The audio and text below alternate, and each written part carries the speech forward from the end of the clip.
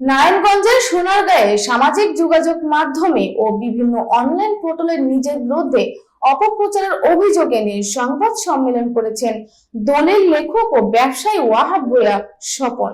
Staff reporter Mohammad নূর নবী Johnny জানান, শনিবার বিকেলে সোনারগাঁও উপজেলার কাছপুর এলাকায় নিজ বাসভবনে আয়োজিত সংবাদ সম্মেলনে তিনি অভিযোগ করেন, উপজেলার নয়াপুর মৌজায় তিনি একটি জমি ক্রয় করে দীর্ঘদিন ধরে বৈধভাবে ভোগ দখলে রয়েছেন, কিন্তু স্থানীয় একটি প্রভাবশালী মহল এই জমি বিক্রির জন্য তাকে একাধিকবার চাপ প্রয়োগ করে।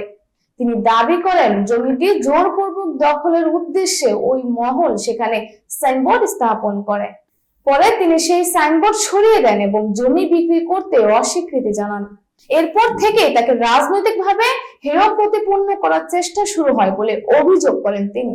ওয়াহাব ভূঁইয়া স্বপনের ভাষ্যে তাকে আওয়ামী লীগের দোসর হিসেবে আখ্যা দিয়ে সামাজিক যোগাযোগ মাধ্যম এবং বিভিন্ন অনলাইন গণমাধ্যমে মিথ্যা ও বিভ্রান্তিকর তথ্য প্রচার করা হচ্ছে।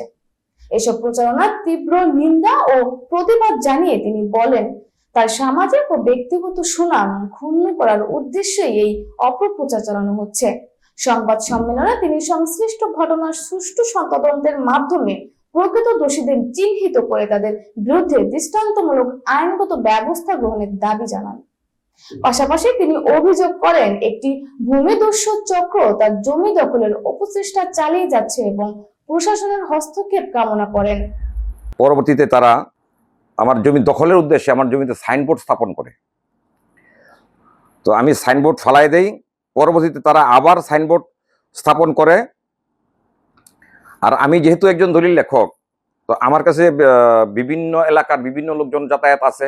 এর মধ্যে কিছু রাজনৈতিক লোকও আমার অফিসে আসছে। ওনাদের আমার অফিসে আসার সময় কে বা কাহারা ওনাদের সাথে আমার ছবি উত্তোলন করে, যেটা আমার জানা ছিল না। তো ওই ছবি তারা এখন ফেসবুক এবং বিভিন্ন মিডিয়ায় দিয়ে আমাকে আওয়ামী লীগের দোষর প্রমাণ করার চেষ্টা করতেছে। আসলে আমি কোনো রাজনৈতিক দলের সাথে যুক্ত না, কখনো ছিলাম না, এখনো নাই। আমি একজন সাধারণ ব্যবসায়ী।